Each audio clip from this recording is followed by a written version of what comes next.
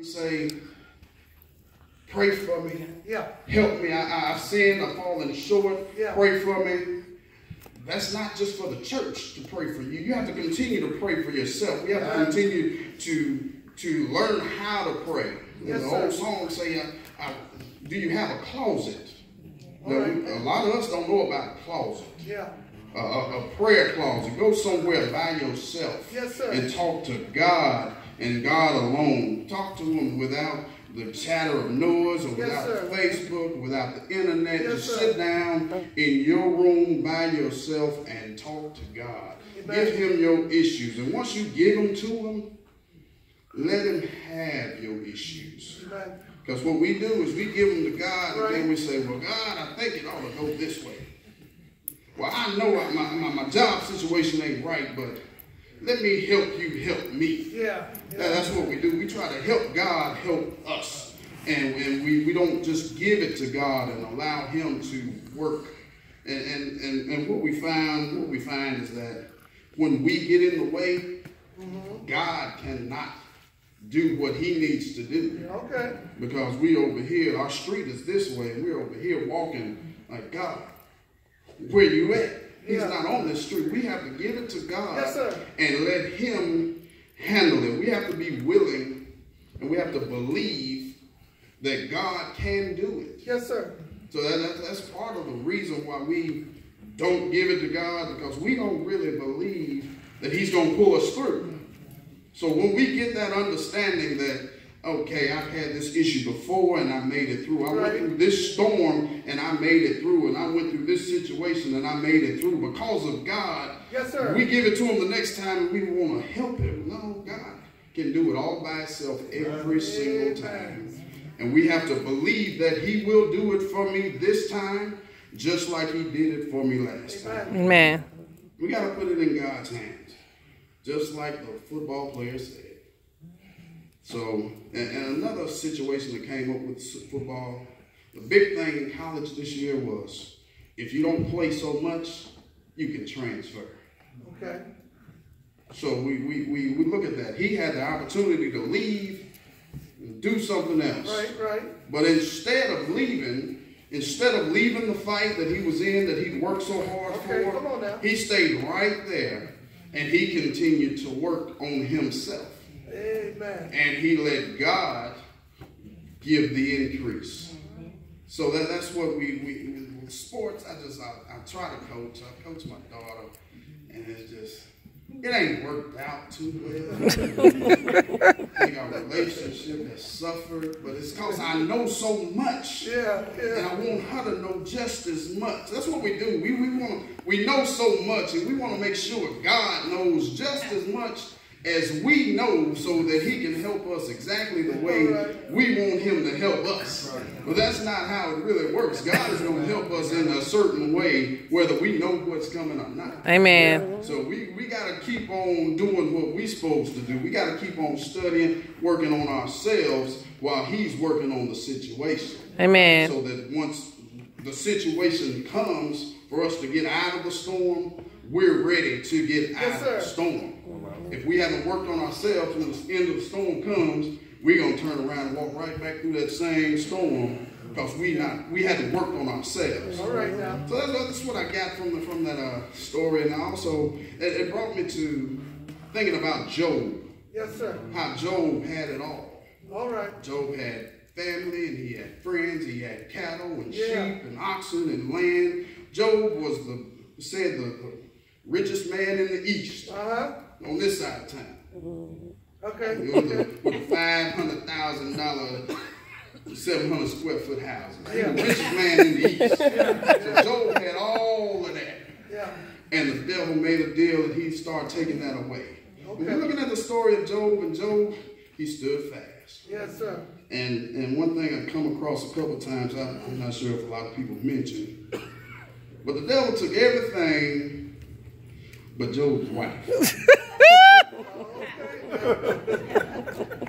Now I don't know if I don't know why that happened, but the devil took everything but Job's wife. I don't know if and I want to say, just it's not not coincidence that in the beginning the devil said, I will make him curse you. Yeah. And then when that verse comes up, she says, curse God and die. The devil can use anybody in your life. Amen. But you got to give it to God, and you got to continue to stand fast, and you got to say, yes, I'm not going to do it. Yes, sir. That's right. You sound like a foolish woman. Yeah. That's right. That's right. But the devil took everybody but Job's wife. And then you can also look at it that if the devil would have taken Job's wife, that would have been against the agreement. He said you can do everything, but you can't kill him. You take his wife, you're going to kill him. You can't do that. You got to do everything. I'll give him bulls. I'll take his flock, do everything. But the devil, he kind of worked through the wife, but he didn't separate them because it says the two became one. So God knows your limitations. Right. And God is not going to allow anything to happen to you that he can't get you through. All right, all right. So you look at it, you get on your job and you apply for that promotion and somebody else gets it. Yeah. First thing we do is we put out resumes. They don't want me at this company. Yeah. They don't like my efforts. They don't appreciate me. I'm going to go work somewhere else. Yeah. You put out 100 resumes and nobody answers. Because God knows you don't need to be anywhere else. You're going to go over there and mess it up.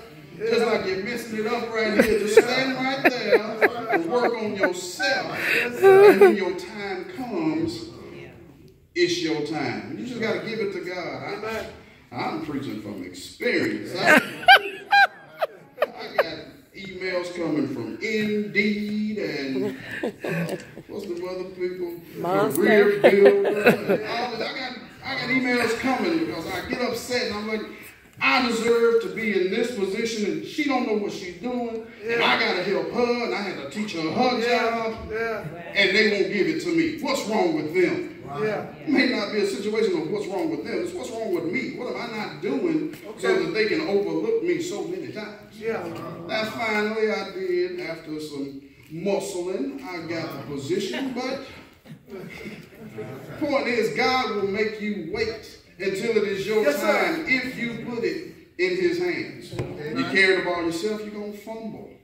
You're going to end up in the wrong spot, or he'll give you the job that you thought you wanted and you didn't really want it because now you're working from 2 to 12 p.m. to the a.m. and you never see your kids and you never see your family, and now you can't go to church like you used to go, and now it's so easy for the devil to get into your life because you done cut out everything that was keeping you stable. Yes, sir. So we need to focus on working on ourselves when it comes down to situations like your job. Situations like your family. Let's work on why is my marriage not working? What is wrong with that lady? It may not be something wrong with the lady. It may be something wrong with you. Okay. And if you give it to God and not asking for a friend, you have a better chance of being successful in what you're trying to do. We go out and we go asking for a friend. I just seen him come in at 12:35. One of his shoes was untied. I'm just asking for a friend. What should I do? You get 100 comments. Don't go for that. You better. When he come in the house, it needs to be before 10, and both of his shoes need to be tied. Yes, that's my answer. That is not your answer. We need to go to the Word of God. And we need to know that there's going to be some situations that arise. And if you can't get through those situations and through those storms by yourself, we need to give it to God. Yes, sir. Because he's the only person from years and years ago to years and years in the future that will not fail you. Amen. Your wife, sometimes she might fail you. Your kids, they don't like you after a couple of years. They come back eventually, but after about 9 or 10 years old, the kids don't like you no more. So your kids leave you, your parents, they get older. You have to help them, so you can't lean on them because you're helping them, and the only person that's left is God. Yes, sir. So we have to be able to go to God. We have to be able to pray. We got to go into our prayer closet, and we got to sit down and we got to tell him everything. As if he didn't know. We got to tell him everything. What happened This is why I'm here. Lord, I know I ain't been to Sunday school. Well, you tell me when the last time I went to Sunday school, Lord. And I'm trying to do better now, but just sometimes the hole in the wall is calling me. And I just got to go to, and it's just so many things, Lord, can you fix it? He can say, I got you. Yeah. Every time. You just let him work on you. Give it to God. Yes, and he will indeed be able to work on you and fix you. There's another call. Oh, I might have talked through that one already. One thing Job said in all of it when he was talking to his wife, he said, you cannot expect all this good that we have and not expect some things to be better. Yeah. So when it's going good, yes, sir, we are ready. Yes, won't he do it? Yes. Thank you, Jesus. Yes, sir. As soon as something bad happens, Lord, why have thou forsaken me? Yes, sir. We have to be able to accept the good and the bad, because the good and the bad are coming. He says it's going to rain on the just and the unjust. But we have to be steadfast, and we have to hold on to God, and we have to make it through that storm no matter how long it's going to be. Sometimes the storm might just be a week. Yeah. Sometimes it might be years and years. Sometimes it might be from age 13 to age 18. You don't know what's wrong with these children and what's wrong with the school system. It's just, everything is going contrary to what you believe. Yeah. But we just got to continue to hold on to God and believe that at some point we're going to straighten it out. He's going to straighten it out. Yes, because we're going to give it to him and allow him to do his work. The Lord says that he will give the increase. Right. We plant the seed, he'll give the increase, but then the question comes up, why is the church dying? Okay. Why do we have so many empty seats? Yes. Why do we have, so many youth somewhere else? Yes. Because we have not put the church in God's hands. All right. So we have not learned how to worship God. We have not learned to be fully free and let God be the focus of our worship. Yeah. What we've learned is how to church. We know perfectly how to church. We get up on Sunday, we put on our suit, we come in here, we sit through Sunday school, we get a couple of songs, there's a scripture and a prayer, then we get another song, then there's a sermon, invitation, communion, and collection. Yeah. Now, if you go in and you try to move any of those pieces, you're going to have an issue with the elders, anybody else. Brother, why don't we even put the collection and the communion before the sermon? Well, the people that's coming late need to get collection too. The people that's coming late need to get collection too. But I'm thinking if the focus is on them getting collection and communion, if we put it first, that'll give them an opportunity to get the sermon afterwards. Okay. But we got people coming in right before the invitation so they get communion. Come on now. Now, again, I'm speaking from experience. I ain't always been on time. I ain't rarely been on time, but that's another sermon for another situation and another preacher. Yes, I've gone to a church, and then what time? You know who starts at 11? I need to go get communion right quick.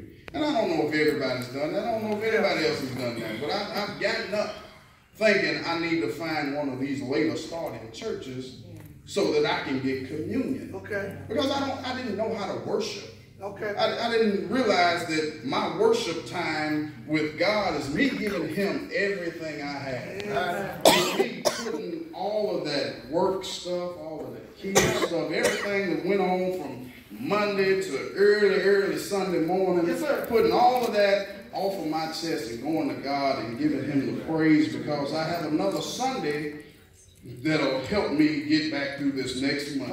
Because it's a Monday coming every week and we got to deal with it every week. But we haven't learned how to worship, give God the praise. We sing these songs. I lift my hands to you, but if somebody out there lift their hands, Well, everybody else in the church is going. What are they doing over there? yeah. Somebody get them. This lady is standing up. Somebody settle down. Somebody tell this lady to sit down. We don't do that over here.